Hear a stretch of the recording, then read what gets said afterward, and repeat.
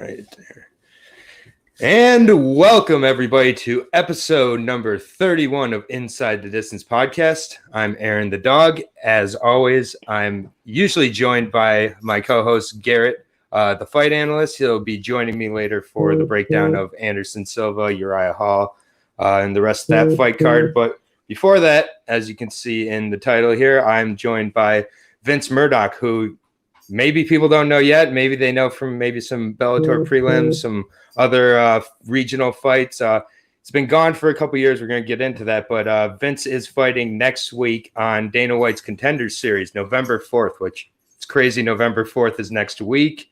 The whole year has been wild, and you're in for a treat with this story because this story is as wild. This is just what this sport's all about. But anyways, with me is Vince Murdock, who's fighting next week against Luis Saldana, I believe is how I say his name, but maybe I'm saying it wrong. But Vince, how you doing? Good, man. Thanks for having me on. Yeah, thank you for joining us. And so for those who aren't familiar with the story, Vince was supposed to make his UFC debut back in 2018. Why don't you take this story away a little bit here and give people a little bit of the story of why you didn't make your UFC debut, the battle you've been dealing with those last couple of years. Just take it away. So it was 2019. I got called up to the UFC, I think June 23rd or something like that. It was a Minneapolis card. Yeah. And I guess, basically the night before the weigh-ins, I was still doing medicals, something that, that I wasn't aware of, but I think the UFC kind of knew ahead of time because I had done most of my medicals back in Sacramento, but I got to Minnesota or Minneapolis, and something hadn't checked out. So they made me get another scan, and then I headed to the doctor to consult my scan, basically to just take a look at my scans of my brain to see if I was fit to compete. And upon, pulling those scans up, it turned out, that the left side of my brain was not receiving blood. Basically, they shoot a bunch of dye into your arm, and it lights up the left side of it's supposed to light up your brain, follow the pathways of blood flow to your brain. And the left side of my brain just didn't light up. And then, it was shocking to him, even more shocking to myself because I had been functioning and felt fine at the time. And so my body had obviously compensated at the time. We're not sure how. I think a lot of it has to do with just being an athlete and facilitating blood through exercise and other things. But this was something I was born with, not fight related. This was something that I've been dealing with obviously my whole life. And obviously they couldn't clear me to fight. So it was only like the day before the fight, basically, or the day before weigh-ins that I was pulled from the card. And at the time, UFC didn't tell me anything other than this was something we needed to look into. They weren't going to give me any answers. And then the more they looked into it, they were like, "Hey, you need to see a specialist. We're not going to say anything other than, go see a specialist before." They didn't want to count me out, and I know they probably had their doubts, but they didn't want to be the ones to share that news with me at the time. So, this was June, and this whole time I'm trying to see specialists at the time, and the first couple ones I seen were telling me. That I was at risk for a stroke. It could happen any moment. We're not sure how your body's compensating. Just a lot of unanswered questions. And in my head at the same time, I thought these were every appointment that I went to. I was thinking that I was about to be cleared. I thought, well, I'm fine, and obviously I'm fine. And I thought that they were going to find some sort of test to see, like, okay, like you've just grown in a different way, but your brain's fine. I've never failed any scans prior to that. So, it just kept getting worse. The news I kept getting worse and worse and worse. And then they started throwing around. This was before I found out that it was a disease related. And it was, they kept calling it like high grade stenosis, and they thought maybe something was stuck in there. And it turns out basically it's a disease where your blood vessel or your artery closes on itself, basically, like it just grows closed. I don't know how to explain it, except the walls just get thicker and thicker and thicker until they touch each other. So on the left side, that was happening. And I got word of the doctor at Stanford, which happened to be pretty close to Sacramento or close enough. He basically wrote the book on my disease and does the procedure and is like, the man to see regarding it. So I happened to get in contact with him and meet up. And then it was then that he told me that I had, like, he's like, you don't have, you have moyamoya, you have that, it's a disease, like this is what you have.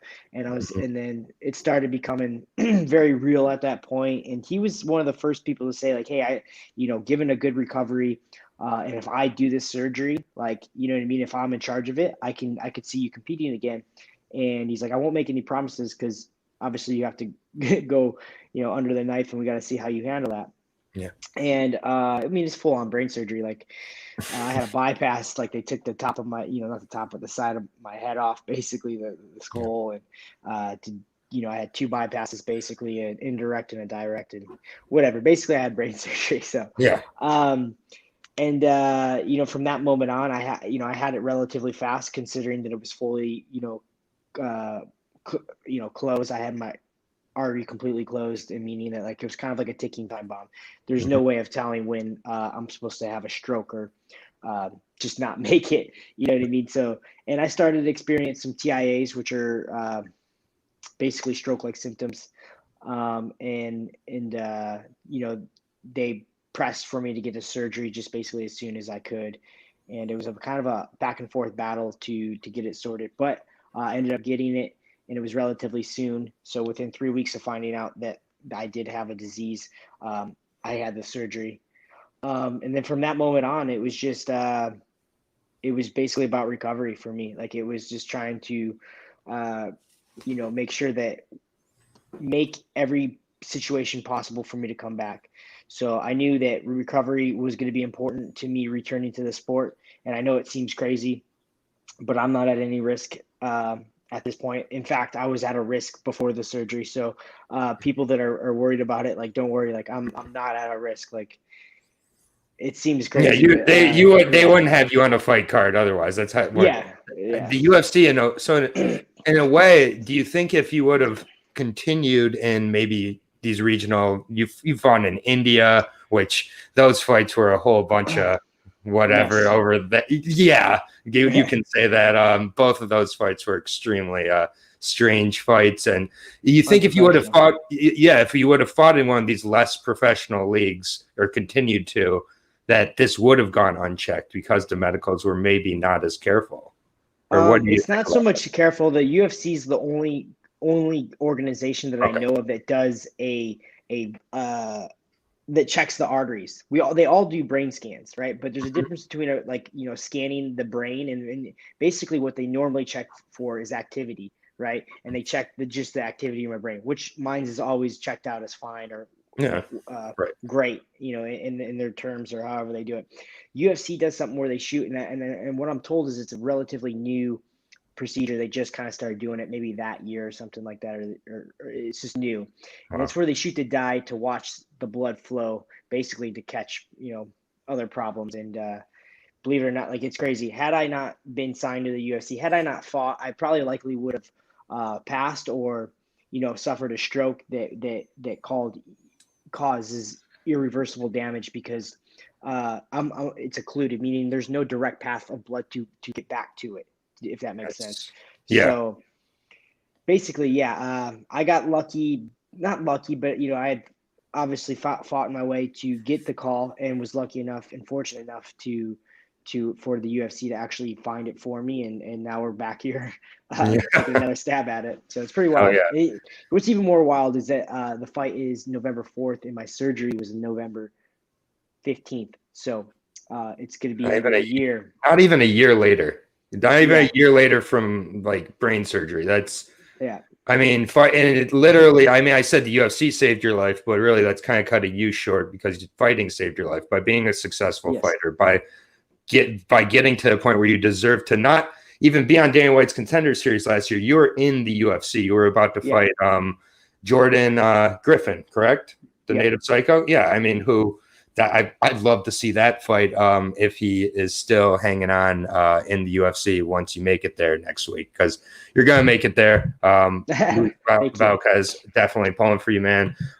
We've had Jimmy the Brick Flick on here before his fight on the Contender Series. He did all right on there. If you recall his fight, he got his contract. And this is a tremendous story. I think that it's going to be the story of next week's Contender Series. I think that if the order of the fights don't really matter with the Contender Series, anyways. I'm the real main event, and I think that will come to light, and I think people will see that. So exactly, and it's relevant. You're going in there, you're going to put on a show.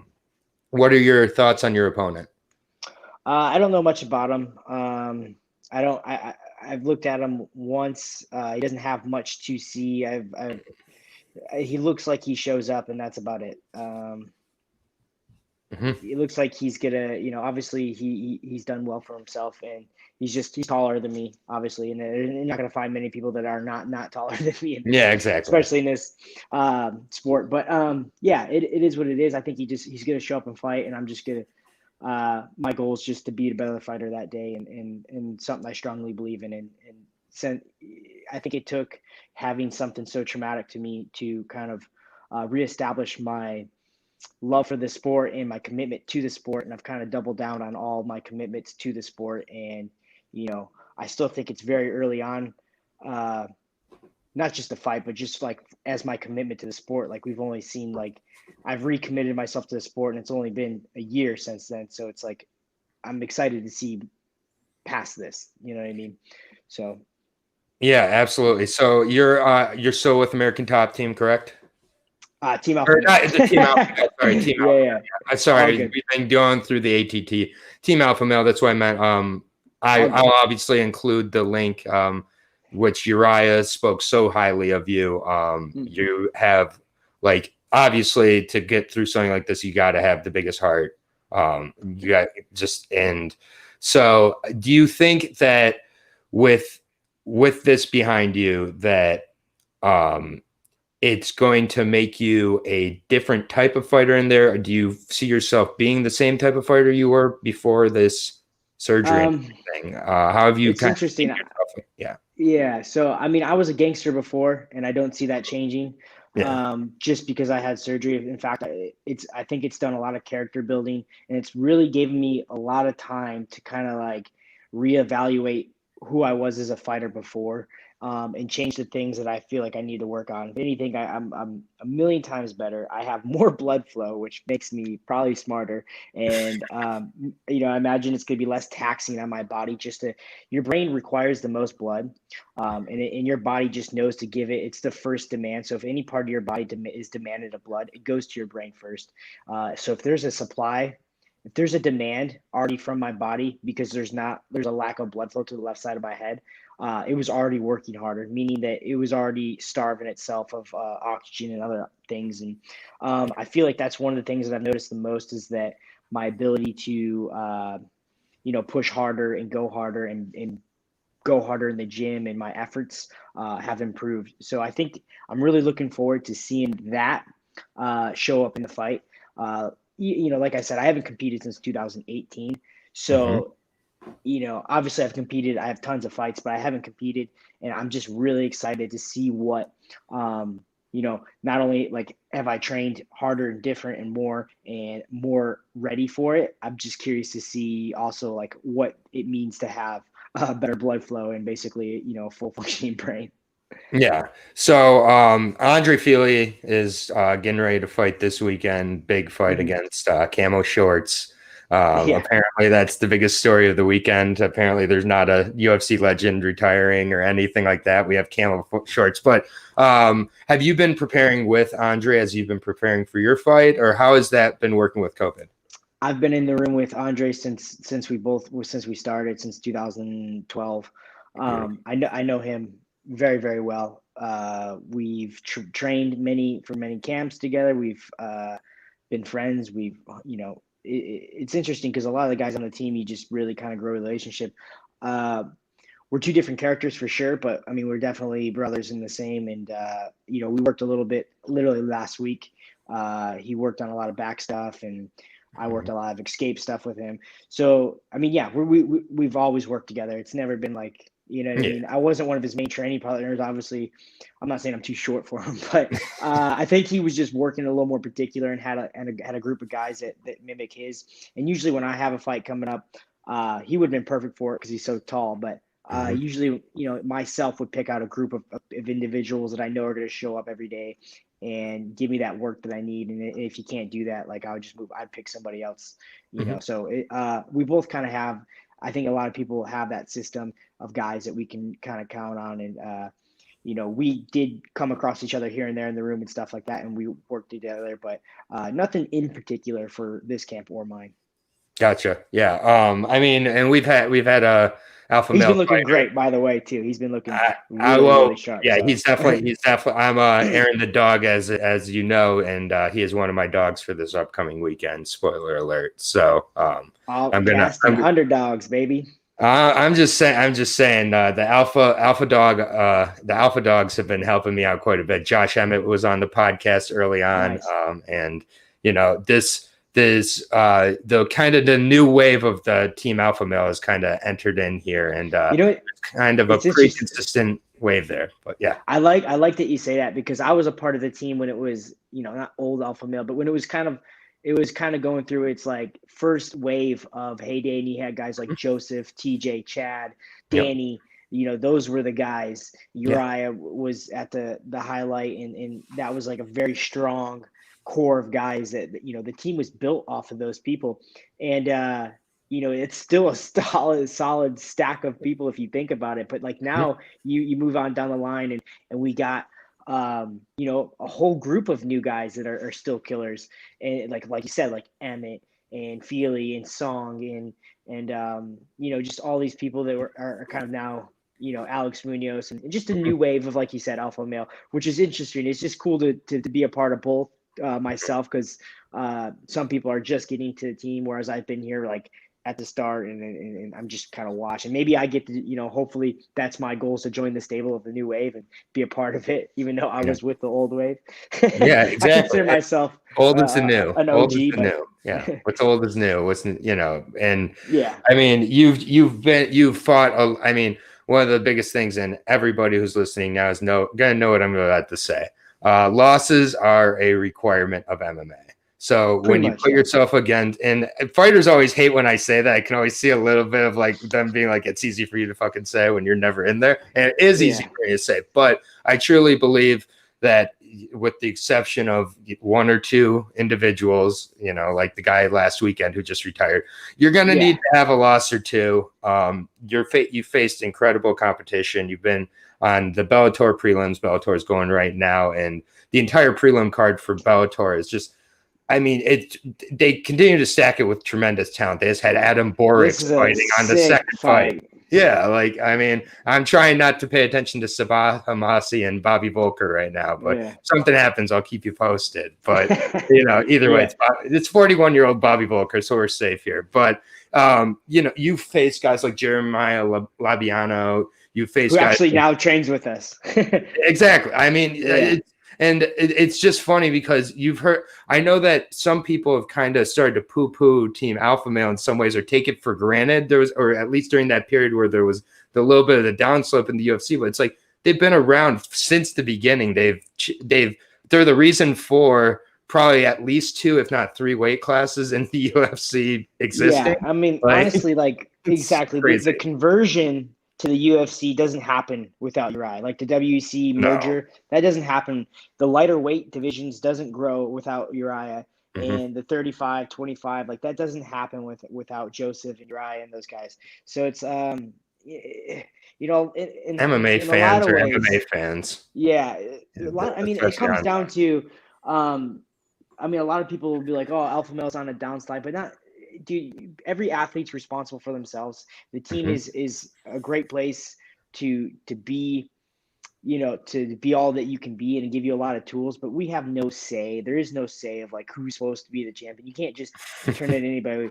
You know what I mean? So it sucks that people even think of it like that. I mean, it's always a good time at that gym, and it's always uphill, in my opinion. It's just bulletin board material. It does it like those if people. Someone from our team loses, they're fighting fucking studs. You know what I mean? They forget like what Chad lost to McGregor, or like motherfucker, he fought McGregor. What do you want? Fuck, you know what I mean? Like, it is what it is. Yeah, when you're fighting, I mean, you're fighting the elite of the elite. I mean, exactly. It's like but that's the downhill skill. Like, we're doing pretty fucking good if it's the fucking title contenders. Yeah, it's like guys like Andre Fili, I mean, and guys like you, these gangsters who learn how to really be full-on fighters and still have, I mean, Fili's still a straight-up gangster, but how he fights now compared to how he fought when he entered the UFC. It's just like I remember that. I remember that like it was yesterday. Like, it was a short notice call. He had a bunch of weight that come in, and he was in the. And he's like, I'm just gonna. He was wild. As much weight as I fucking have. Yeah, and I remember, and then he just went out there. It was like a knee off the clinch or something. Blew his fucking face open. I forget his name. Fight. Yeah, I remember that fight. Like, yeah, exactly. But I can, I mean, talking to you, you're totally with it. You're fully, I mean, it's just, you're fully cognitively there. It's like, and you're sharp. Like, it's just like, I mean, you're in like, this is like the week before, it's like you're cutting weight. You're not supposed to be like in this sort of, you're in Vegas already, correct? You got into Vegas earlier this week. So you've been quarantining and just like training, and everything like that. I mean, it's like I'm really looking forward to seeing you in there next week. And I appreciate, giving a little bit of insight into how your camp's been going, how the team is going overall. Who's going to be in your corner for the Contender Series? I got Uriah and I got Coach Joey. I mean, I wanted to have Cody, my buddy Cody Stamen, who's been a lifelong friend, and especially in this sport, I think we like Michigan MMA stand up. Yeah, I started the sport, within the same year. I think I met him, and we have both kind of went on a different direction, but same goal. Yeah. Unfortunately, I can only have two, and Uriah has invested a lot of time for this comeback by working with me, and Coach Joey, who's invested a ton of time in restructuring the way, my belief system and my punching, and just really is putting a lot of effort.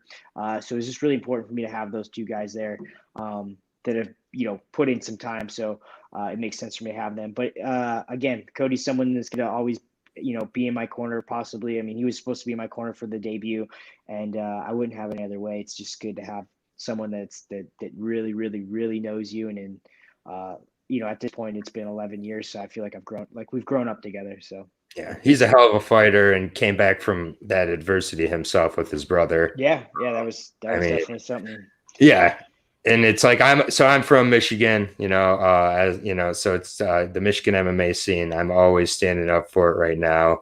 I think that Jamal Hill, I think this is like that we're finally getting there. We've had some stumbles since Rashad Evans and Gray Maynard. So we're ready for some new champs. We're ready for some new Michigan champs. My journey's been a long one, and I think a lot of it has to do with my discipline and kind of not dedicating myself, or maybe my belief. But I've sorted a lot of that out and rededicated myself as if I just started all over again, and I've really kind of fell in love with it, the process of it all over again. So I'm confident, to say this time that things are, I'm ready to just kind of like, put Michigan back on the map and kind of really hope to represent it more than I have in the past, which I haven't done a very good job. So, but now I am. 12-3 in fighting incredible competition is pretty damn good. I just want to thank you for making the time to get on here. It's my father passed away from a brain injury. I take it just hits me extra hard.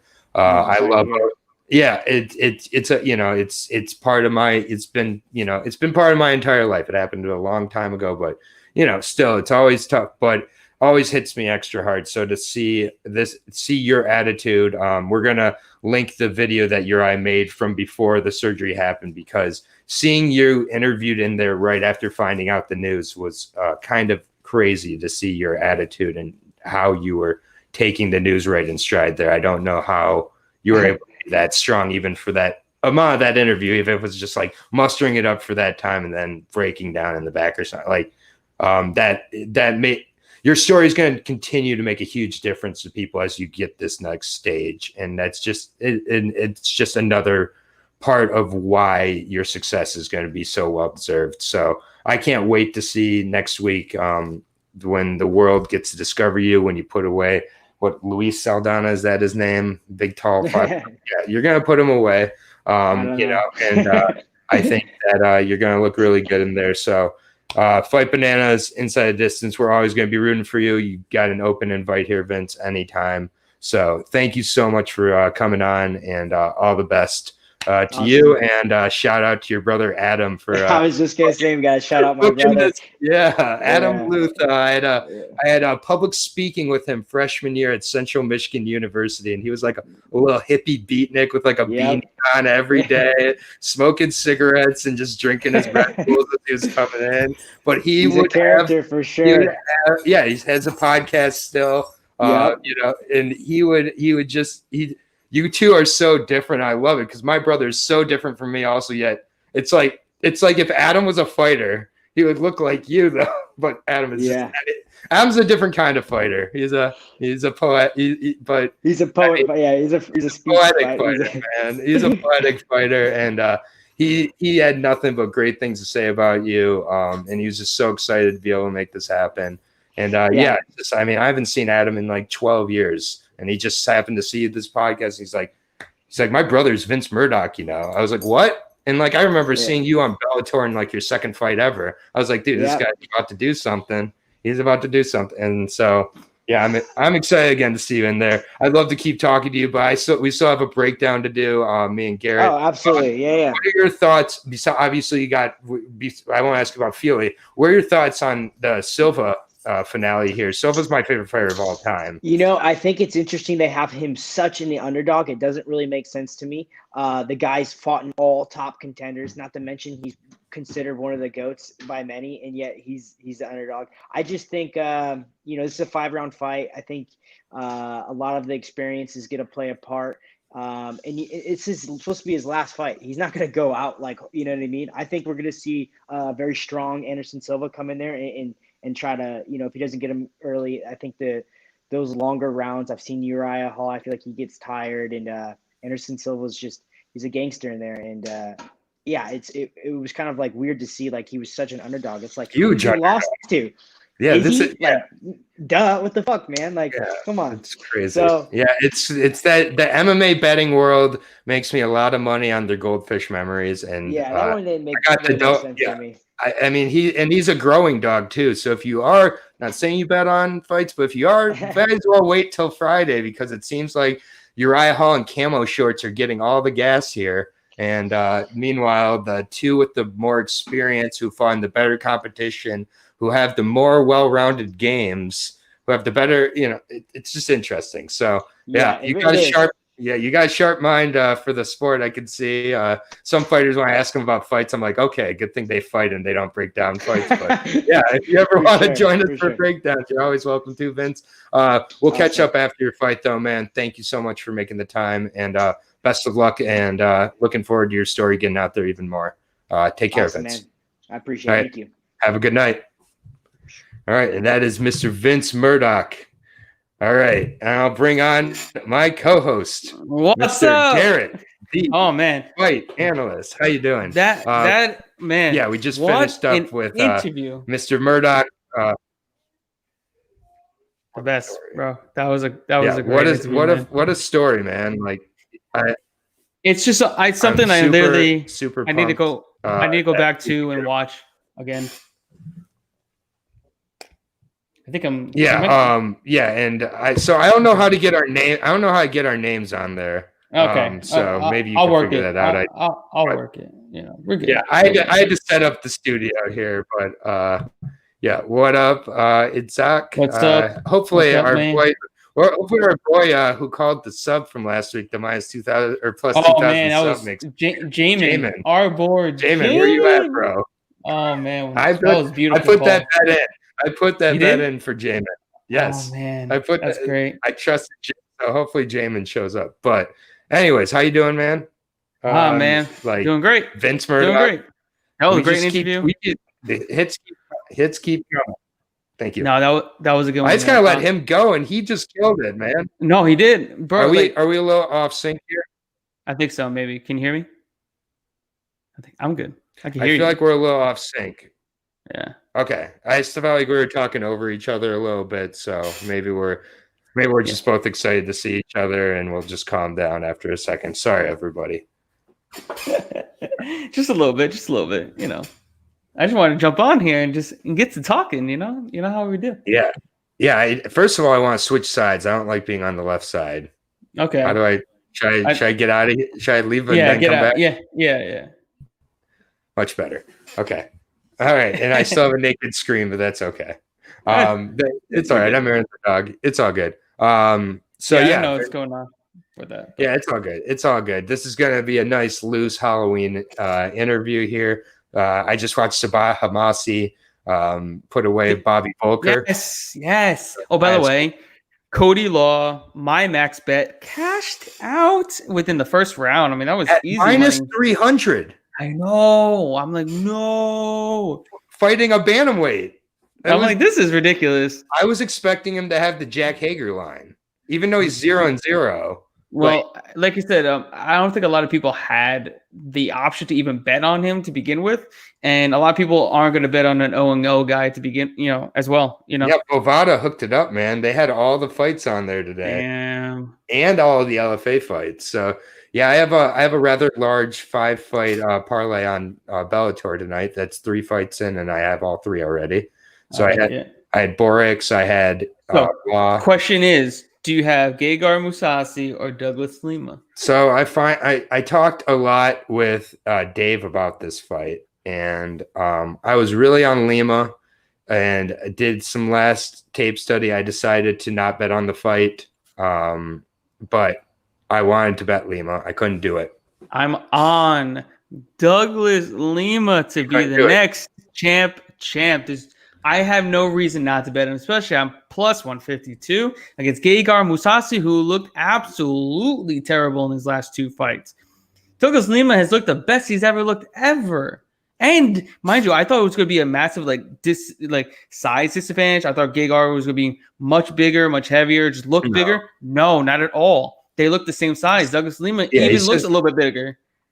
Yeah, he's just a little longer, but I just decided not to bet it and just go with my safe prelim. I'm cool with that, but I just couldn't not bet Douglas Lima plus 152. I picked Lima, I just couldn't bet it. Yeah, no, I get you. I think it should be in a pick'em fight. I thought it should have been at worst, Gegard Mousasi minus 120 plus 100 to Douglas Lima. Yeah. Once you get to this line, I'm like, you take Lima all day and just cash out because I really do think he's gonna win. I really do. Champ. He's looking great. He's looked the best. He literally looks like a 185er now. I mean, he put on. I think he's kind of always been a 185er, dude. I know he fought at 170 and successfully, but he could have at any point, chosen to go. Yeah. And he just didn't. And this guy that Jack Hager's about to fight looks like an absolute trash monster. I feel like it's going to be his hardest fight in his career, though. He's for 40, no reason. He's 44. Yeah, but for no reason. He looks so bad. But Hager doesn't. He wasn't even what's it called? He wasn't even scheduled to fight, and he just took the fight on short notice, just because I guess they were going to give him a big paycheck. You know what I mean? Yeah. The belt. This is, I think, maybe the best Bellator prelim ever. Top to bottom. It's so wild. Every single fight. They had Adam Borix on the second fight of the night. 15-1, Adam Borix. Bellator, what are you doing? What are you doing? What are you doing? If he loses that fight, what are you gonna do with Adam Borix? Ship him over to UFC. Sure, yeah, and then he'd be on the main card within 3 fights. Yep. That's for sure. He is UFC quality. Absolutely. Sure. Absolutely. And I just don't understand. But yeah. Anyways, we're getting off track here. Yeah, this is gonna be it's Halloween. It's the holidays. I got my nerd rope. Cheers. It's totally a regular nerd rope. Don't worry. Nothing medical in this nerd rope at all. Okay. All right. Well, I guess let's get down to it. I mean, like, let's recap just shortly. UFC 254, and what a spectacular performance by Khabib Nurmagomedov. That was just a thing of beauty. It was like him painting a picture. It was just magical to watch. He went out the way he came in with a mounted triangle. That's crazy. I mean, and you see, like, we've seen the interviews where he said he wanted to go out as champion, all of these.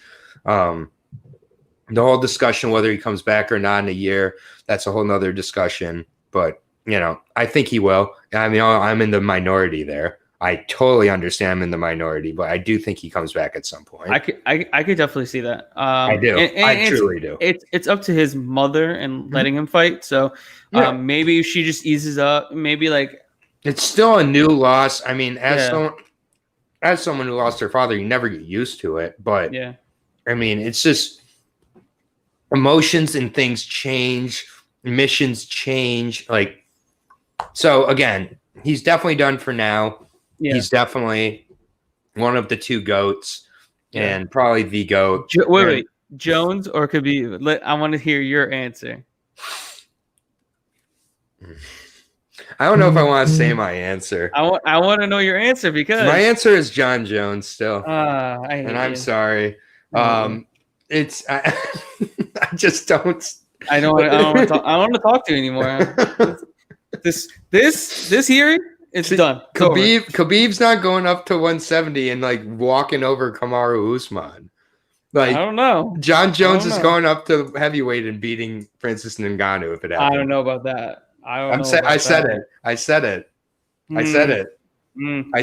It's gonna be interesting. Taking him down and raining elbows, opening up his face, making him look like Matt Hamill on the ground. And guess what? You know what's gonna happen? He's gonna come back down to 205, and guess who's gonna be there to meet him and greet him with a nice shin to his dome? Izzy. Easy roll. I love it. I love that. I love that entire scenario of him beating Francis Ngannou, coming back down, being like, "You can't possibly be serious, Izzy," and then Izzy doing it. I love that scenario. I know, right? Because now we can finally get Izzy at like plus 200 or something. Because if Jones like just starches like or puts down Ngannou and dominates, doesn't Stipe him, but like puts him away, and then comes down and fights Izzy the next fight, no one's believing in Izzy in that fight. No. Everybody's just gonna watch that Alexander Pereira knockout over and over again and be like, do you know he got knocked out once? Like, it's just like, and ignore like the 20 successful bouts in his sport he's currently in. But talk, it's like talk about it in soccer once when he let in a goal or something. Like, it's like just different sports, but people don't seem to understand that. Anyways, let's yeah, man. Like I talked about this with Dave. Honestly, what they need to do is kind of what Michael Chandler is asking for, like a 4-person out lightweight tournament. But they're never going to do that. Like, they don't have to officially do it. They just but if you think about it, it's Conor versus whoever for the title. Period. Yeah. And then after that, it's whoever. I don't know. Mike Chandler versus like Ferguson. Yeah. And then Dan Hooker just needs to get fucking lost because Oliveira deserves his spot. Like, what is Dan like? Oliveira, can Oliveira get a little love? So, I mean, but he needs to be someone in the top 5-8 first. Well, will anybody fight him? Who is he? Like, who does he fight? Rafael dos Anjos? I don't know. Does he even? No. He's in 170. God, I hate Rafael dos Anjos at this point. 155. I mean, yeah. I don't know who's 5 through 8, but he's got to fight someone. No, Makachev is like 12. Yeah, but I mean, like perception wise, I think Oliveira would take that fight. Don't you? I don't know, man. Are you a Makachev believer? Do you believe 2021 Makachev champion? No, not champ. I mean, not right away because they're not going to give him the shot. But I do think he has champion qualities. I mean, he's really good. He's really good. Yeah, he really is. Yeah, and it was a definitely a incredible performance. Yeah, it's a performance that I will forever remember. forever. That was just it was a work of art. Like I couldn't even be mad for picking the opposite way because of how good that was. It's like, wow. Yeah. Like his transitions were just flawless. The moment he hit the mat, you think he's just a control fighter. You know, he's just looking to control you and beat you up. This man went from mounted triangle to finishing him and putting him to sleep. That was insane. I mean, what was that ref's problem, though? How did he see him tap him on his head, tap him on his shoulder, and then he just goes like this? Also, like when they were saying the whole, and then we can get into the breakdown here. But like when they were doing the whole he didn't want to do an armbar because he knew Justin wouldn't tap. Justin tapped 10 times. Justin will tap. Justin will tap. Well, let's dispel that. Let's dispel this myth of Justin is not going to tap because Justin tapped 10 times. There's no shame in that. That's what you should do when you're getting your carotid artery shut down by Khabib. I'm just saying, like, these people who think like certain people won't tap, everybody will tap if it's they're everybody has their tapping point, I guess you could say. Absolutely. I don't care who you are. But again, he gets out of the fight relatively unscathed. He's going to be able to fight, I think, Conor for the title. That's my prediction. So I still don't believe Dustin Poirier fights Conor next. I think somehow that would be such a good fight. Which one? Gaethje and Conor? Gaethje Conor. What? Yeah. What? That's what I'm saying. I just think somehow that Dustin Poirier again is just like sorry. And who would you take in that fight? Gaethje and Conor? Yeah. That's a really hard call. I mean, I think my initial reaction is that I would take Conor. Yeah, I think so too. That's my initial reaction. I think he puts him away with the left hand eventually. Early. Actually, I think he puts him away early with the left hand, which is crazy. I agree, man. That's what I see. I mean, it's very hard. I'm not using MMA math here, but it's very hard for me to get the Eddie Alvarez kind of. I know, like, Justin could take a punch from anybody and can go long distance. That's not a good strategy with Conor. Yeah, I know. No, I know. I'm just saying, I feel like this would be the first time that Gaethje ever gets finished due to strikes early in his career. Yeah, you're breaking up just a little bit, so you may want to pop out and come back in. You're like very choppy right now. So yeah. Can you hear me? Am I good? I would jump out of the studio and jump back in completely because you're pretty choppy. So yeah, just sorry, bear with us here. But yeah, we're gonna jump into the card here coming up when Garrett gets back. But and here he is. He's right back. Let's see if that better. Yeah, a little bit. Yep. We're good? I think so. Yeah, let's go ahead and jump into the card. Let's do it. All right. So, first fight up on the preliminary card, we have a fight at 135 pounds between Miles Johns and Kevin Natividad. Right now, Johns is a minus 150 favorite, and the comeback on Natividad is a plus 130 underdog. Who do you get? I've not been too impressed by Miles Johns so far. None whatsoever. Like not at all. At all. Like I was so high in him coming into the Contender Series in the UFC. Mm-hmm. Yeah. He just overall he doesn't throw a lot of variety with his strikes. He doesn't throw anything but to the head. Like he's like I think 93% of his strikes are to the head. His wrestling has looked okay, but honestly, he got his back controlled by Cole Smith. Mm-hmm. You know, and I think Natividad is a much better fighter than Cole Smith in every way. He's actually originally came into sport as a BJJ. I believe he's a black belt. And then he kind of fell in love with his hands, had a little bit of Jorge Gurgel syndrome. But I mean, he's also 13-1 as an amateur, 9-1 as a pro.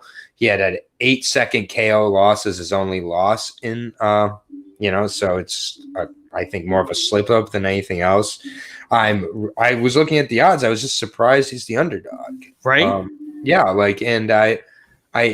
I'm not sure exactly what people. I guess people are rating John's wrestling as better, because that's the only way I see him winning this fight is if he's able to wrestle and lay on top of him for 2 of the 3 rounds. But I don't see that happening, and I think Natividad wins this fight, possibly is able to put him away. But I think it's a good underdog play to start the night. So I got Natividad. Yes, absolutely. 100%. I don't know. Like, this is either a pick'em or Natividad is the favorite. We're getting dog money. You have to run to this and bet this now because he's gonna be a pick'em come Saturday. It's just a case of a UFC debut and people not knowing. Yeah, you gotta take Natividad here. What he did to Estrada compared to what the minus 350 Yanez did to Estrada. Kyle Estrada. Yep. True. Just saying. Natividad, right, bar none, better striker than John's. It's not even close. Got more power, got cardio, he's got the wrestling, he's got the jiu-jitsu. What is John's gonna do? Take him down, lay on him? No. That's what people that's the only thing I hear when people are picking John's. So he couldn't do that against Cole Smith. He didn't do that against Mario Batista. He got knocked out cold in the first round. Didn't even throw a punch. I don't think he threw a single punch in that fight. He was scared to fight. He didn't throw anything. He got deaded by a knee. Put him out cold. Yeah, I got Natividad. I think Natividad probably puts him away. I have Natividad in the first round plus 575. I like it. He's putting him away. He's putting him away early. Guys, remember this. I've said this time and time and time and time again. The first fight on the card is round 1 or decision. You can go back and look at this. It's been round 1, decision, round 1. I'm like, it's a legit thing. Mm-hmm. I'm telling you guys, I think Natividad, round 1 plus 575, throw $10 on it, win $57.50 back in your pocket. It's worth a gamble. But either way, Natividad is winning this fight. Period. Yep, we agree. All right. One for and one. I like it. Dog. I know. I like it because I got at least 3 or 4 dogs on this card. So I think we're pretty much on the same wavelength here tonight. I'm telling you. Yep. I think we may have one disagreement here coming down the pipe. But other than that, I think for the most part, we should be on board here. Yeah. This next one is going to be a real quick break. Yeah, absolutely. I don't want to talk about this fight. All right. Next up in the women's flyweight division, we have a fight between Courtney Casey and Priscilla Cachoeira, I believe. Dude, Jack Swagger's getting fucked up by this guy. He just got back fisted. His mouth guard's out, and he's exhausted. Bro, didn't I tell you? You should have made a bet. You should have made a bet because, dude, he was a minus 900. But I called that. Guys, if you were on here with me earlier, dude, I told you guys he's exhausted. That Jack Hager is not going to win. That's crazy. Exhausted. And he got landed about 5 or 6 punches. His mouth guard got punched out of his face. I told you guys, he wasn't ready to fight. He was getting ready to wrestle, you know that fake wrestling that they do. He got hit with an elbow and then a back fist. It was a straight. He missed him with the punch and he hit him with the elbow. It wasn't a purpose elbow. Bro, I saw the weigh-ins too. That dude actually looked in better shape than Hager. Dude, crazy to say. He really was. Anyway, sorry, this isn't good. All right, on to the less interesting Courtney Casey, Priscilla Ketchup Eater. Yeah. Right Casey, now. Okay, Casey is a minus 260 favorite, and the comeback on Priscilla is a plus 220 underdog. I know you're taking Casey, obviously, right? Yeah. I'm not betting it though. Fuck off. Same here. Minus 260 for Casey. Yeah. In a weight class that she doesn't belong in. I agree. She could easily get caught and put away by Ketchup Eater. So yeah, but Casey by decision at plus 110 is actually not a bad bet. Yeah, I'm just not going to do it. But if you want to do that, more power to you. I don't know. I think we get decent odds there, but yeah. I'm taking Casey to win, but minus 260 is just no. Yeah, I got I don't think a bad initial parlay would be Natividad inside the distance and Casey decision. I want to see what that looks like. I think that'd be very, very juicy. Hold on a second. Seems like a pretty easy route to a nice little plus 800 or plus 700 maybe. Maybe I'm oversaying. No, you're good. Plus 730. Yeah, I think that's the play there. Because Natividad has been – I've been watching a few interviews. I know interviews don't mean a ton, but, I mean, he's been saying he wants to show his Brazilian Jiu-Jitsu. So if he's doing that, yeah, that's what he's saying. So wow. Maybe he's saying that to just set up the stand-up. But, I mean, he's saying, like, he wants to remind people he was a jiu-jitsu. That's why he came into this sport initially. But we'll see. Anyways, Casey decision. Yeah. Let's move on. All right. So, next up in the light heavyweight division, we have a fight between Dustin Jacoby and Justin Ledet. Right now, Jacoby is a minus 350 favorite, and the comeback on Justin Ledet is a plus 290 underdog. Man, they're trying to convince me into taking another dog here because this line is absurd. I get it. Ledet has not looked great in his last 3 fights. And ever. Great, let's just put it this way. Ever. Oh, he looked kind of good against Chase Sherman. We're talking bare knuckle contender Chase Sherman. The guy that's not doing anything right now, Chase Sherman. Okay. Yeah. I mean, like I'm not gonna bet Dustin Jacoby at minus 350. But I mean, it's an easy win. It should be, yeah. I just don't know if he puts him away or not. I don't care if he puts him away. All I care is I'm just trying to figure out how to get off of minus 350. Parlay him in everything. Why not? He's not losing Justin Ledet. What's Dustin Jacoby's UFC record? I don't know, but the thing is, this is a tailor-made fight. He doesn't have to grapple at all. It's straight up kickboxing. What does he do his entire career? Kickbox. He's kickboxing against a boxer too. That's even better. That's what I'm trying to say. It's an easy win. Like this is a no-brainer. I'm telling you, no-brainer. Justin Jacoby's winning this fight. I mean, I don't have to go into this fight because he's winning this fight. He gets to fight a fighter that's willing to stand there and trade with him, and that's all he wants to do. He doesn't have to defend a single takedown unless Justin Ledet is just going to hold him there because he can't fight at range. It's the only way, but he's going to get him off of there and he's going to tee off. Period. Justin Jacoby, put him in every parlay. He's an easy play throughout this entire weekend. Yep.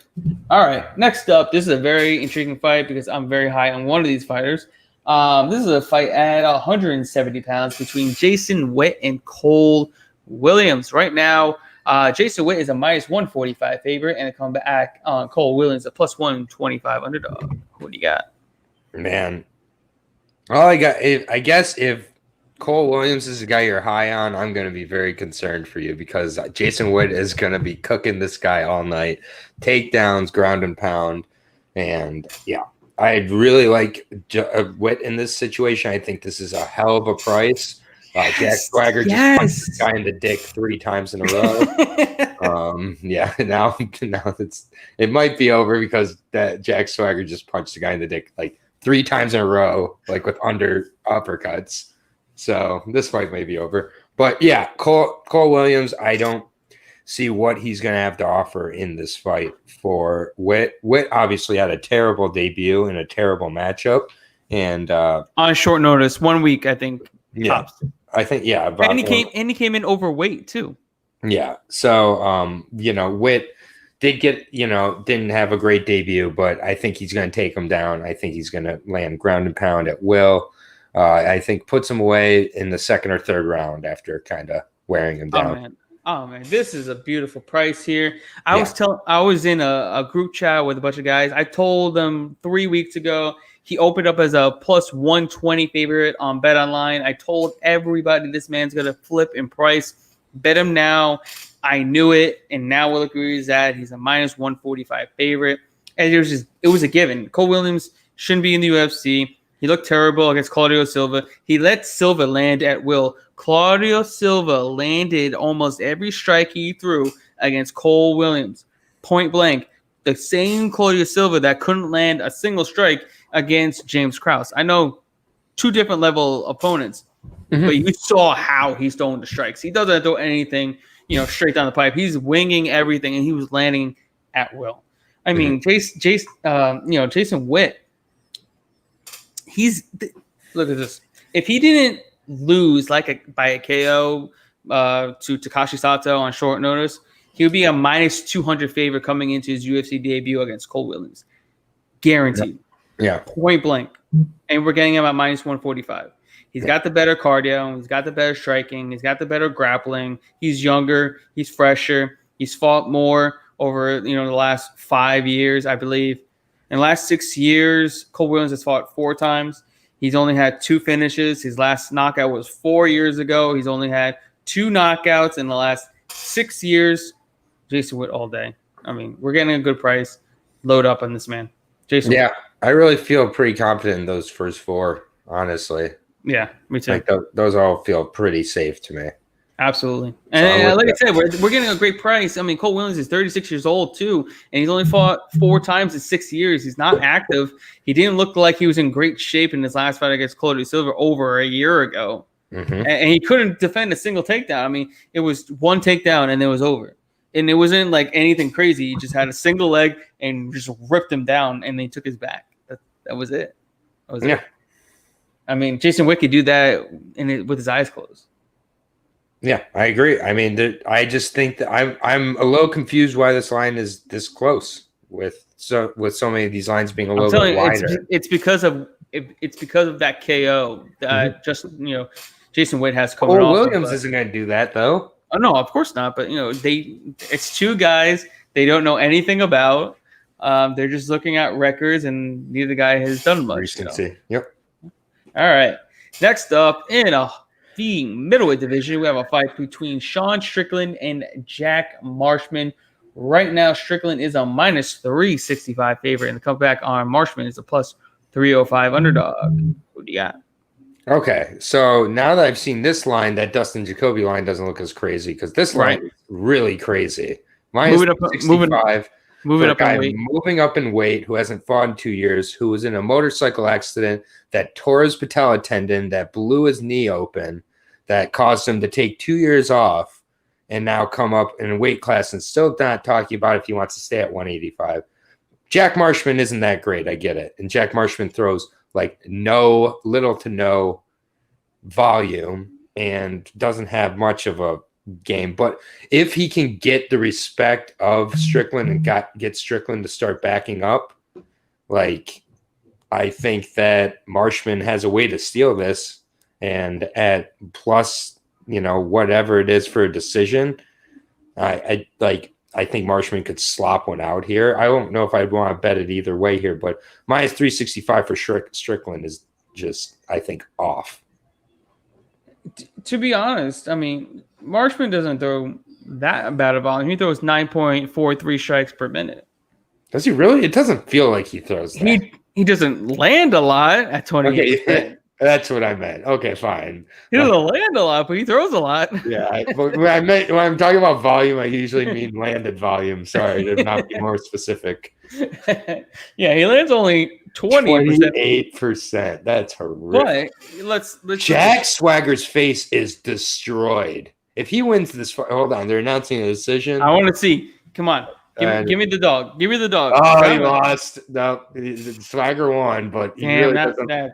It looked. I mean, like he doesn't. Like he wasn't celebrating like he won. Split. It was a split decision. Oh man. Oh, okay. Well, sorry guys. Anyways, but yeah, as far as this fight, there's no way you're betting Strickland. Coming off that 2-year layoff, we don't know what we're getting from him. Minus 365, upper weight class. Marshman's terrible. I get it. But I'm not betting Strickland at minus 365. Pass on this fight. Yeah. Don't even. Don't. Like, what if Marshman just lands a lucky leg kick to like where he got his knee surgery and it just like, ow. Right? Like, right? He hasn't fought in 2. It took him 2 years to come back from this motorcycle accident. So this isn't like Evolev's motorcycle where it was like a little road rash. This was like a rough. Which, by the way, if you're a fighter right now, get rid of your motorcycle. get rid of your motorcycle till after your career at least. Like Seriously. did Frank Mir not teach anybody anything? But anyways, I think that we both agree that we have Strickland, but not minus 365. Yeah, we're set on that. All right. Next up in the bantamweight division, we have a fight between two UFC debuting fighters, Adrian Yanez and Victor Rodriguez. Right now, Yanez is a minus 450 favorite, and the comeback on Rodriguez is a plus 360 underdog. What do you got? I mean, I have Giannis, but this is one again where I'm not crazy about the price. I get Victor Rodriguez though is training out of Alaska. Showed up to his last fight in sweatpants and boots before he fought. He's just a guy who kind of throws to caution to a win, throws really wild strikes. He has 7 finishes in his 7 wins. He's got a purple belt in jiu-jitsu, but he's just not very good. Trains out of Alaska. We've seen how most Alaskan fighters do when they get to UFC. And Giannis, appears to look really good. Had that great finish at Brady Huang, obviously. Also has some good experience in the LFA. This should be Giannis all day, but that's a crazy price. Yeah, sucks that the price is the way it is.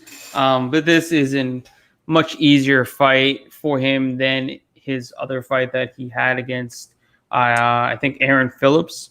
Yes. Reason being because there's no grappling that Victor Rodriguez is going to do, so he doesn't have to really worry about defending takedowns. Aaron Phillips was also taller.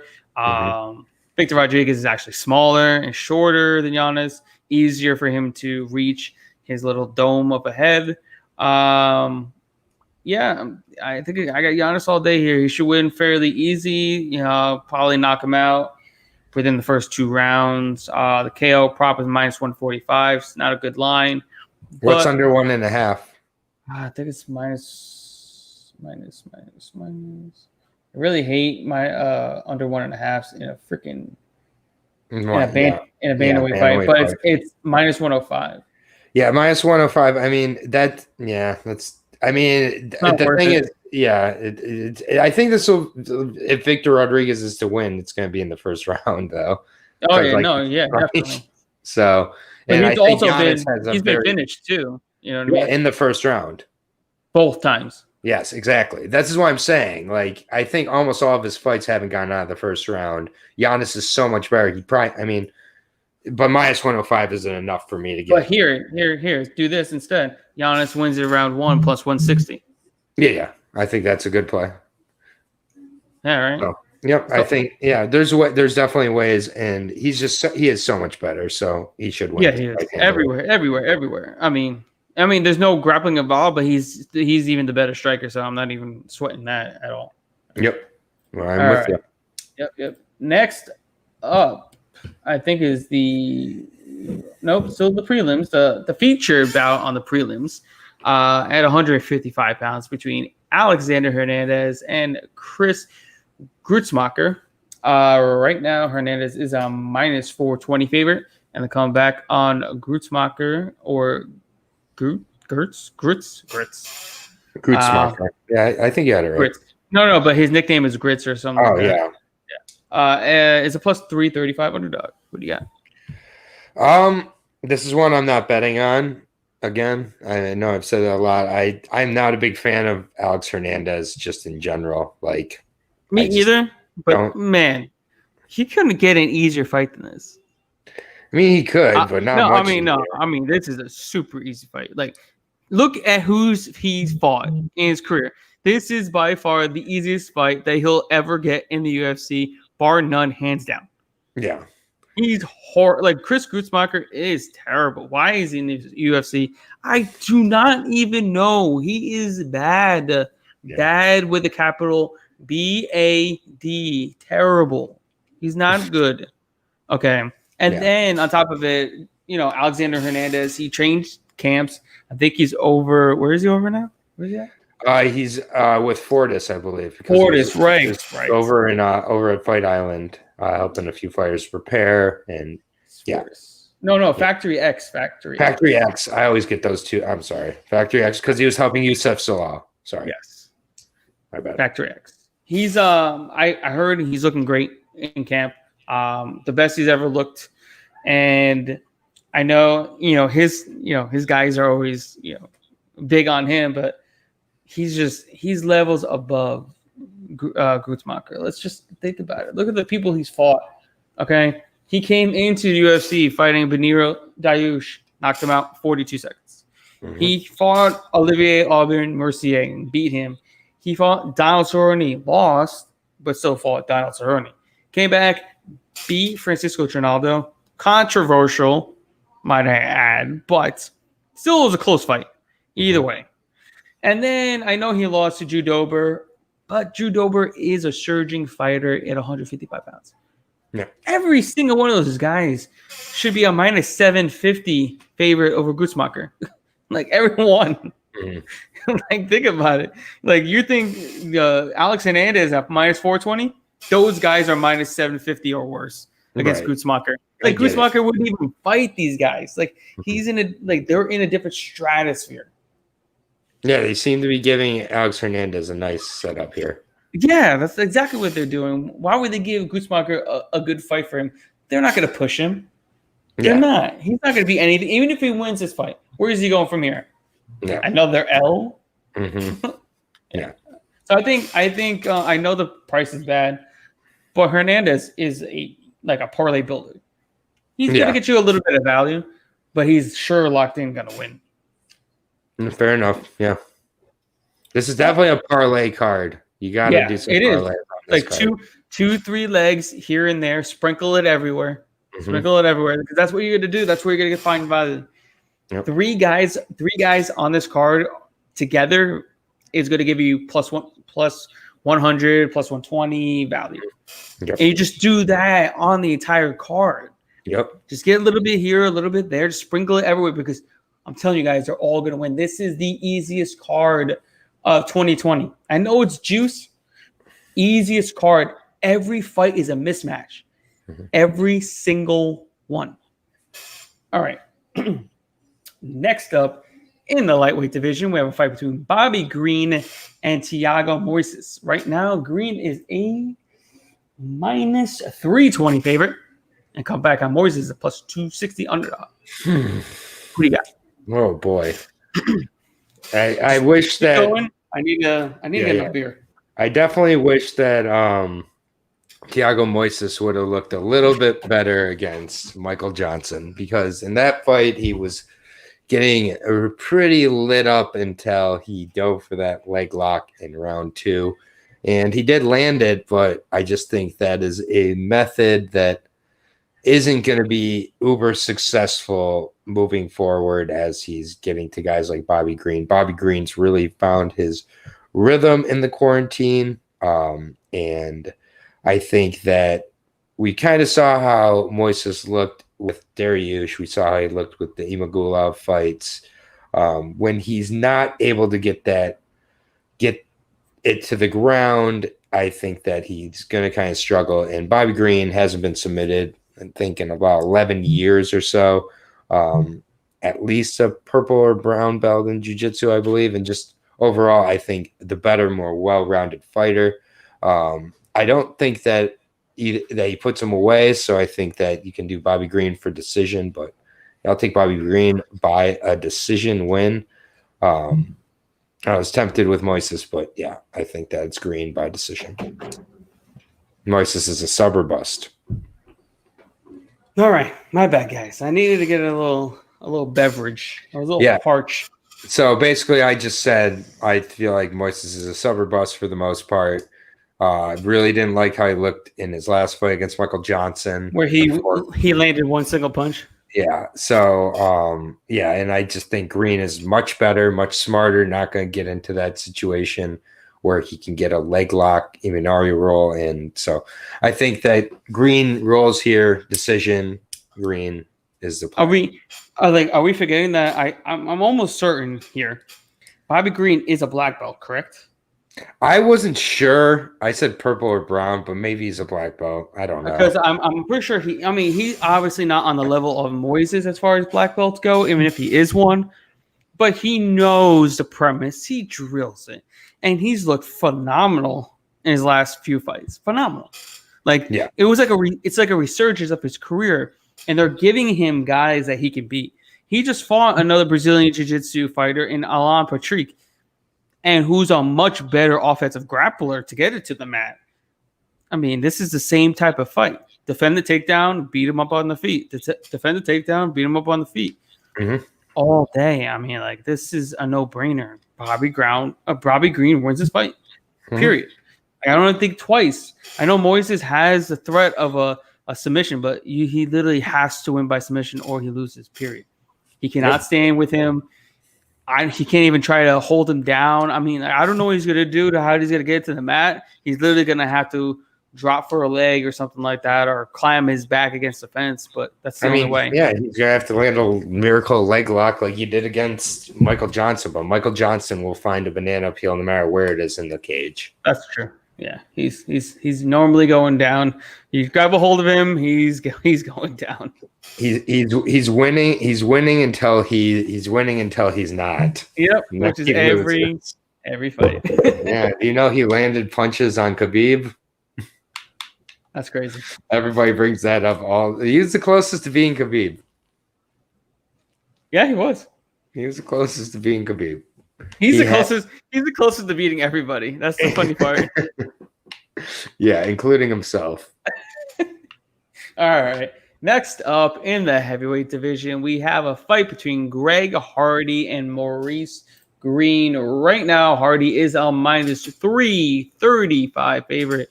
And come back on Maurice Green's a plus 275 underdog. What you got? Well, when I talked to Dave the other day, I said that I had a couple dogs I was pointing out that I liked. One of the dogs I pointed out was Miradov, and the other one I pointed out was Mr. Green. Oh God! I don't want to talk to you. I've been watching some tape. Stop. Listen, just watch last week's fight. Yeah, last fight. I've been watching some tape, and I've decided to back off of my Green pick here. Maurice Green, I cannot back here. There's several reasons why I can't back him. Please list them. I want to hear it. Well, one of them is that we were talking about with Bobby Green, that he's this guy who's really thriving in COVID situations. I think guys like Walt Harris, even though Walt Harris is in good shape, guys like Maurice Green, I don't think they really thrive in this COVID setup for training, with their nutrition, just overall with their MMA games. I know from, I will not name my source, but I know from a particular source, Maurice Green was enjoying all of Fight Island besides fighting, meaning some beverages, meaning some food, meaning some other distractions outside of the cage. That's all I'll say. When, like, his last fight you talking about? Mm-hmm. Yeah, and so like just in general, I just kind of question. And Greg Hardy, I think, is completely focused. He's been like living in the gym. He's been really improving, and he's had several fights now against tall opponents. So he's gonna have a better game plan here. The Volkov fight is going to be a huge fight for his entire MMA development. And I think that he's able to put away Maurice Green in the first round. Yep. I mean, I don't think I really need to say more other than it's Greg Hardy versus Maurice Green. If you want to see why to not pick Maurice Green, watch Maurice Green's last fight. That's all you need. That's literally all you need. Well, I watched a few fights of Maurice Green that really got me. You didn't even need to go that in depth. Just watch Maurice Green versus John Vellante, who literally came off the couch after eating about 4 pies of pizza over in New York and almost beat him. But Vellante just almost died of a stroke midway through the fight and tapped due to exhaustion. Yeah, so, he was tired. Like, that was arguably one of the worst displays of like unathleticism and out of shapeness I've ever seen in an MMA fight. bad. It wasn't great. It was only followed up by Jake Collier and that too. What is his name? Parker Porter. Oh God, yeah, Parker Porter. Those two fatties also really like earned a spot on the like COVID Hall of Shame. Like those three are like shame on them for showing up for fights. Shame on them. The COVID Hall of Shame. Yep, that sounds. Parker right. Porter is fighting again, by the way, in the UFC. The UFC, fading him. I don't care who he's fighting. And add Nasiamoto to that too. The guy who was a minus 300 favorite against Chris Doskis. Oh God, yeah. Oh, Michelitis. yeah. We got a whole bunch of people. Yeah. Max Roshkov. Oh God, yeah. Oh. He kicked it off. He set the bar. Yeah, he set the bar real high. Just not coming off the. He set the bar real high, not coming off the stool. Saying no 10 times to his coach, asking if he wants to keep fighting. No. And he's like, "Are you sure? You want to get back out there?" Like, no. Call it. All right. Next fight. I think we're on the co-main, are we? No. Oh, we have. No, I'm sorry. We have our next fight in the middleweight division. It's a newly announced fight between Kevin Holland and Charlie Ontiveros. I don't know. Kevin the Can Crusher Holland. Yep. Kevin Holland is no surprise here, minus 900 favorite. And the comeback on Charlie Ontiveros is a plus 600 underdog. So can he survive to a decision? Yes or no? No. Okay. What's inside the distance? I don't know yet. We just got a line of minus 900. Does it really matter what inside the distance is? Minus 650? Minus 650. Yeah, there's nothing to do here. Like, just go ahead and take a shot. Just watch the fight for like all 35 seconds that you're going to see of it. Yeah, it's too bad because I really like Miradov in that. I know. Fight. I would take a Miradov as well. Like a lot. So I'm not sure why he was pulled exactly. So, but it's too bad that fight was taken away. I know. No, that would have been a fantastic fight. I've been waiting to fade Kevin Holland since he robbed Gerald Mearshart. So like I've been waiting for years now, and I'm gonna get it at one point. I just don't know when it's coming. Maybe against like Derek Brunson next year. That would be a good fight to fade him. But the thing is, I think he'll be a dog in that spot though. Yeah, I know because Cisco. I know. I get it. So after I got Cisco against Shabazian at least. It's because that thong. I know. Yep. But yeah, obviously. Nothing really to talk. I don't know anything about his opponent. I know.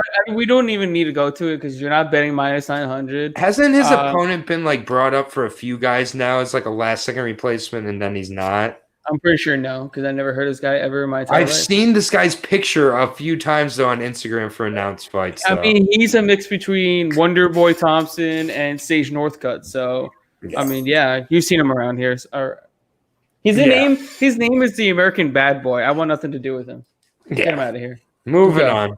Good for Kevin for taking a fight that he has no reason to take. Yep. Good for Kevin for getting a paycheck for taking a fight that's going to last about 30 seconds. Yep. All right. Agreed. Next up in the co-main event of the evening, arguably the best fight on the card. It's a fight between Thug Nasty, Bryce Mitchell, and Andre Touchy-Feely. Right now, Bryce Mitchell's a minus 135 favorite in the comeback on Andre Feely is a plus 115 underdog. Who do you got? Well, I think we're seeing the smart money coming in on Feely and continuing to come in on Feely now after the initial exciting camo shorts bets came in for Bryce Mitchell. Bryce Mitchell, I think that if he can get him down, I don't think he will be able to get him down. And then it's what does he do against Feely? Feely's got good wrestling, and I just think that Feely knows what he has to prepare for and avoid. And I think Mitchell has shown he can kind of gas himself out a little bit when he doesn't get that finish. And I think I got Feely at plus 135, I believe. So I was pretty happy with that. I see him having a tremendously huge advantage on the feet, and that being the difference. And Feely just facing better competition, having more experience. I believe he'll have a reach advantage. I'm not positive on that, but even if he doesn't, he's 4-inch reach advantage. Yeah, I got Feely here. That's a great dog. Yeah, I mean, I think that's a no-brainer, and we're getting plus money. 5 of Thug Nasty's last 6 opponents are not with the UFC anymore. Mm-hmm. Matt Sales, Bobby Moffitt, Tyler Diamond, Brad Katona, Jay Cuccinello, all are not with the promotion. Actually, Jay Cuccinello is a bare knuckle fighting fighter. So he just switched sports altogether. I mean, he's fought legit nobody. Going from Charles Rosa, his best opponent, to Andre Feely. Mm-hmm. That's a massive step up in competition. Feely has been wrestling forever. He's been training jiu-jitsu forever. He trains at a really good camp, obviously at Team Alpha Male. He's fought the who's who of the featherweight division, and Andre Feely is normally the guy to stop hype trains. He just did it his last fight against Charles Jourdain, and he's going to do it here against Bryce Mitchell. And we're getting him plus 115. I liked it earlier in the week, but still dog money. It's definitely worth the play because he's going to win. He's winning this fight. And I think by decision is over plus 200, which I think is a really good price as well. If you lead by decisions, plus 244. I think that's a fantastic play there. Yeah, I think that's a great play. And yeah, I'm with you. So, all right. Again. Next up in our main event of the evening, we have a fight between Uriah Hall and one of the GOATs that we'll ever see, and it'll be the last time we get to see him, Anderson the Spider Silva. Right now, Hall is a minus 225 favorite, and the comeback on Silva is a plus 185 underdog. What do you got? I mean, I already kind of talked about this with Vince, but I'm on the Spider here. I think it being 5 rounds is a huge advantage for him. Uriah Hall is not a spring chicken himself. 36, I believe, 37 years old at this point. So, maybe a lot of that explosiveness, I think, has slowed down at this point. He has a propensity to kind of fall into his opponent's game plans at points and mentally kind of crumble. And I think this is a high pressure situation for Uriah. I do think that, Uriah does have the ability to finish Anderson. But I also think Anderson has the ability to finish him. And more importantly, I think Anderson has the ability to construct a 5-round plan to beat Uriah Hall. And that's what I see happening. I see Anderson winning a decision and going out with a 5-round kind of a little bit of a masterwork with game plan. Yep. At first I had Uriah Hall thinking it would be an easy fight for him, but Me too. Nope. I no. Anderson Silva plus 180 is the play.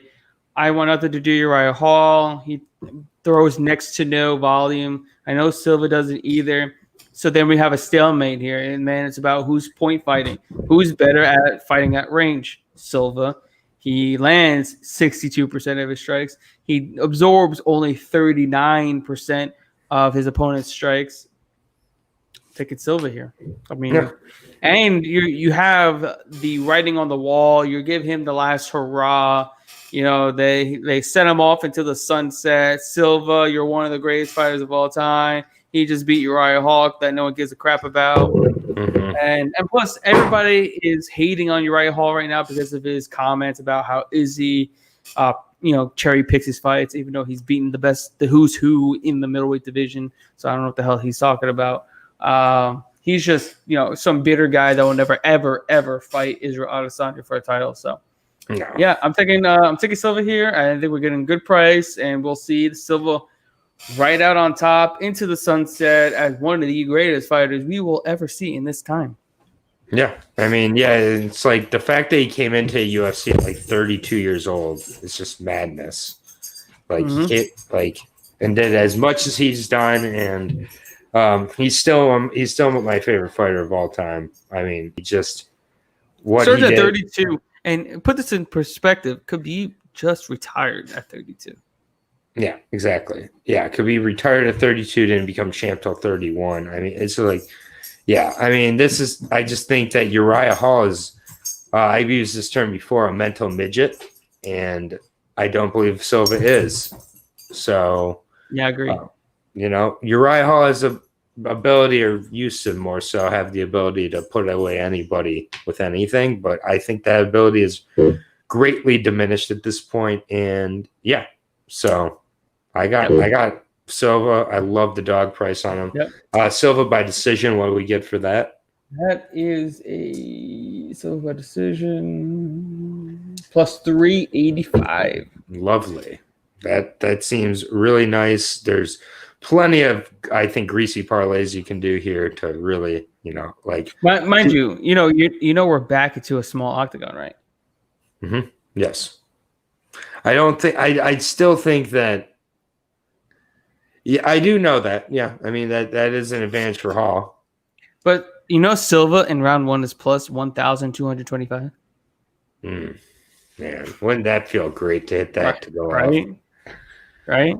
Yeah. That would feel so refreshing. You're like, damn, I just hit that. Did I really just hit that? It'd be like the alternate way to honor one of the goats too. Right? Just have them lay down. Just take it. Take one for the team. Take it. Hey, I can see it. I can see it too. The crazy part is I can definitely see it after he talks all that smack too. All right. But before we go, what greasy parlay we giving the people for this week, huh? All right, let me pull up here. So we're definitely good. Wait, did you know that Joe Giannetti's fighting tomorrow night? Yep, and he's an underdog again. And I wonder why. Yeah. Natividad, Inside the Distance. Okay, hold on. Let me get that for you. Let me break this out. All right. Inside the Distance. All right, next. Let's go with Green Decision. Green by decision. Minus 135. Greg Hardy, Inside. Greg Hardy wins Inside the Distance, minus 135. Then we're gonna go with Feely Decision, Anderson Decision. Feely wins a decision. And then Silva wins a decision. Jesus Christ. That's ridiculous. It's plus 19,869. Because of Natividad and Silva alone, it just blows up. Plus 19,869. I'm sorry. If anybody hits that, they owe me $1. Wait, just letting everybody know. $10 wins you 1,900, right? And $86. Yeah. Give it a shot. That's insane. Give it a shot. Put a hundo on there. Have some balls. I mean, if you're willing to lose a hundo and you don't care. Yo, man. That's that could be bad. A 20 band. Yeah, even a 20 band. You're winning 3-4 racks. That's ridiculous. That's crazy. That's the thing you don't got. You guys don't get anyway. You don't get greasy parlays like that. Plus 19,869 people.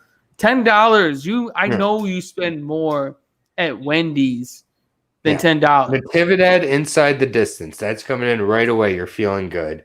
Green round one that's coming. I'm telling you guys. Green, when doesn't he win a decision? That's all he does. It's like, and he's gonna win a decision against a guy who throws 0 strikes. Like he's going to do that. Yep. Greg Hardy is, as soon as he touches Maurice Green's chin, he's turtling up. And then Anderson Silva, that's where like what you believe there. So I guess if you believe in the finish, then it's even greasier, probably. Silva wins Inside the Distance. Yeah, it is. It's plus 480. So yeah, if you want to make it like a 24,000 parlay or something, go ahead and Inside the Distance Silva, or split it and do 5 and 5 or 10 and 10. 23,781. Yeah, like, and if you want to get rid of that, my suggestion would be Giannis inside the distance to sub out, but you're going to be taking it down significantly. But what is it without Silva in there and Giannis as inside? Well, without Silva at all, it's still plus 4,017. So right there, that's a really a nice plus 4,000. Mind you, you still have Feely by decision at plus 240. Yeah, exactly. And then even if you take Giannis inside distance, right? Minus 150, minus 155, puts it at 6,674. Yeah. Yeah, there's ways to get this parlay to come in with 3 or 4, man. So that's literally worth $30 and like spread it around, right? No, $40, right? Yeah. You have 10 on the 4-teamer. Yep. You have 10 on the 5-teamer with Silva decision. You have 10 on the Silva inside the distance, and then you have 10 on the Giannis inside the distance. Yep. That's $40 right there. Guess what? You hit just one of those, you're in the money like no other. Because the rest of them are coming through. Cividad inside the distance is coming through. Feely by decision is coming through. Hardy inside the distance and Green by decision. Those are all coming through. I agree. That's great. I mean, I think that's worth $40 investment because that's coming. You're getting something back for sure. Yeah, big time. All right. Before we go, let me shout out our sponsors over here. Guys, head over to manscaped.com for the best male grooming products on the market to keep that junk feeling and smelling great. Use promo code TFTA20 for 20% off your order plus free shipping. Also, guys, head over to Just Blaze Clothing for the dopest clothing in the business. Use promo code TFA10 for 10% off your order. My man Aaron, where can everybody find you on our social media platforms? So I'm over at Aaron Jay Brooks on Twitter, tweeting about MMA like once every 15 or 20 tweets. So if you're into MMA, maybe you can follow me. But if you're into movies or pop culture, probably the better reason to follow me over there, in all honesty. But it's a diverse page. It's just not exactly an MMA page like yours. But yeah, I'll obviously be here for Inside the Distance every Thursday. We will be back next Monday for Contender Series breakdown. Oh wait, that's right. It's next week already? Yeah, it's next week. Murdock obviously is going to be coming through, so that's I'm hoping that we can, get him at a dog money. So, but nope, nope, not happening. Minus 650. Nope, it's not happening. I'm sorry. It's going to be another Tafan Chukwi type line. He's going to be a massive, massive favorite. Unfortunately, I'm hammering the line. The moment you see his name, just go and bet as much money as you have in your bank account. Yeah, it's and I honestly haven't looked into the rest of the card yet, but we will be back most likely Monday night for that. Yes, sir. And then, besides that, I mean, if you're so interested, I have other ways. So just follow me over on Twitter. Yes, sir. And you guys know where to find me at Fight Analyst on Twitter and the Fight Analyst on Instagram and Facebook. And guys, head over to thefightanalyst.com. Get my plays right now for this weekend's fights. I'm guaranteeing you guys that we are profiting, or my next 2 fight cards are free. That's how confident I am. This is one of the easiest fight cards of the year, and I would not be surprised if we go undefeated. I'm telling you, that's how confident I am. With that said, we will be back next week, Monday night for the Contender Series. Until then, we will see you all cashing out at the ticket window. Until next time, you guys have a great night. Peace out.